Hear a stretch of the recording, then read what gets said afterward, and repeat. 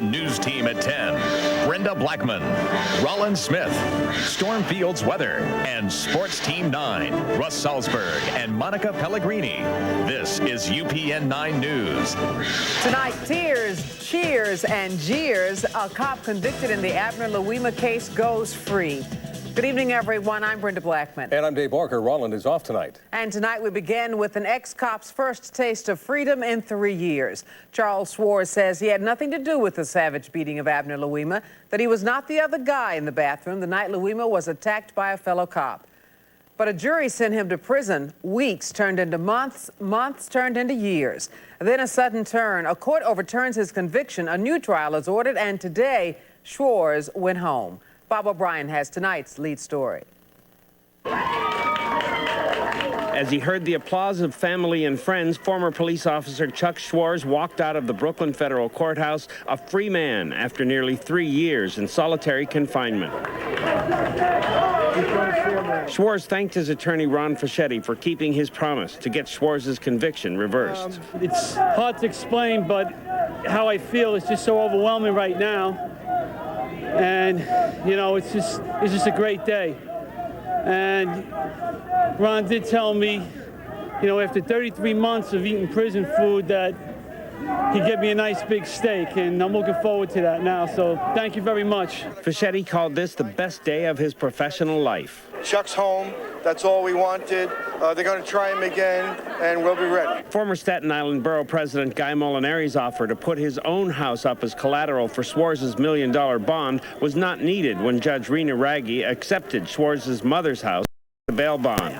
Schwartz's family members were encouraged by Chuck Schwartz's demeanor. His spirits are lifted. We saw him grinning from ear to ear when he got off the plane. And that's the best thing that he can do, I think, right now, is be with his family. Schwartz, guilty! Schwartz, guilty! A half-dozen anti-Schwartz protesters loudly proclaimed their displeasure as a couple Schwartz supporters voiced approval. In Miami, Abner Louima and Al Sharpton promised to do whatever's necessary to secure a conviction against Schwartz. Mr. Schwartz may get bail, but he will not get a reprieve. We will be on this case until any and everyone that played any role in what happened to Abner Louima is brought to justice. I will fully cooperate with the prosecutors, federal and state, in any future criminal prosecution regarding what happened to me. So at the end of the day, full justice will prevail. Judge Raggi refused to give Chuck Schwartz permission to take a 2-week New England vacation with his wife, Andra.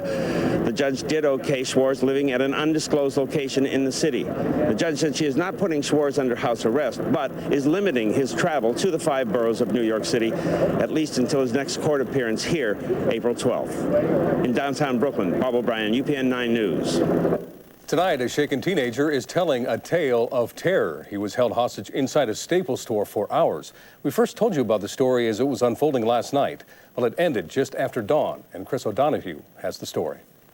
I saw the gun like from the corner of my eye. 18-year-old Paul Wasek of Valley Stream is still nursing his wounds today. Last night, he was one of 12 store employees held hostage for hours in a bungled armed hold-up at Staples off Sunrise Highway. Another guy came with pepper spray, sprayed me. I kind of pushed him away screaming because it was burning me. And then from screaming and pushing, another guy came with a gun and put it to my head, and they tackled me to the ground. Paul and 3 other employees lay bound and gagged in the store's basement. 9 more employees hid throughout the building, some with cell phones to assist the police. Those victims under great duress and under high risk